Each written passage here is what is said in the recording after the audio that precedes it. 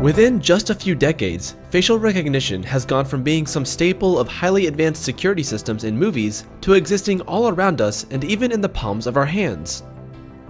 The technology has been implemented in several ways in our society. Some phones use facial recognition to grant access, and some governments, like China and the US, are using facial recognition on databases like driver's licenses for a variety of reasons. Then, we've got fun things like Snapchat filters that utilize facial detection. Now, there's a big difference between facial detection and facial recognition. With facial detection, the computer is saying, yep, that's a face.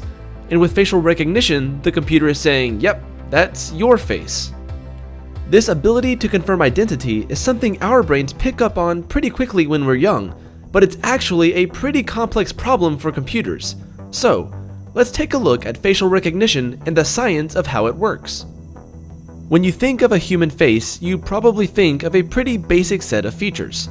A face has eyes, a nose, and a mouth. But obviously, there's more to a face than just these features. In fact, to get a good idea of how complex this problem can get, you can draw a bunch of different simple faces. You'll notice that they differ in a lot of factors, like the width of the nose, the distance between the eyes, the shape and the size of the mouth, and so on. Some facial recognition technologies look at up to 80 factors on the face to help identify unique features and ultimately, identities. These features get to be pretty detailed, observing things like the depth of eye sockets, the height of cheekbones, and the shape of the jawline. Of course, with so many detailed factors to be measured, some complications can arise. For instance, consider the problem of aging faces. After all, as we get older, we look different. In order to work around this, computers have learned what features tend to go relatively unchanged no matter how old we get, and they look closely at these features. But even if we didn't age, there would still be everyday complications. What happens if the computer tries to analyze your face, but you're not looking at its sensor or camera at precisely the same angle every time? This is something humans encounter on a daily basis, but never really have a problem with. For computers though, this can present a seriously complicated obstacle in detecting and recognizing faces. So, engineers have found a few different techniques to work around this. A lot of phones that utilize facial recognition will prompt you to move your face around when you set up the facial identification system in order to know what you look like from different angles. Other systems utilize 2D to 3D technologies that map 2D images of your face onto a 3D model to calculate what you would look like from different angles.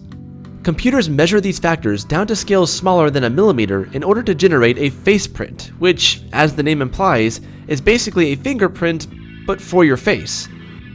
And these face prints have become incredibly accurate.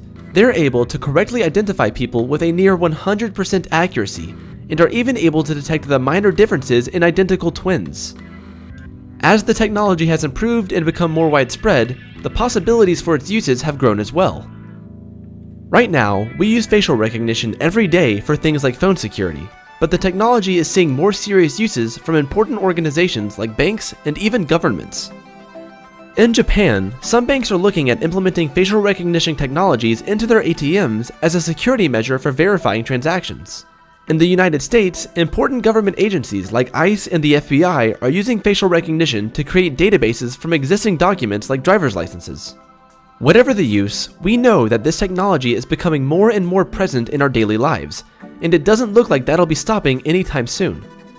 So, as is the case with all things, it's important that we stay educated and informed about these technologies.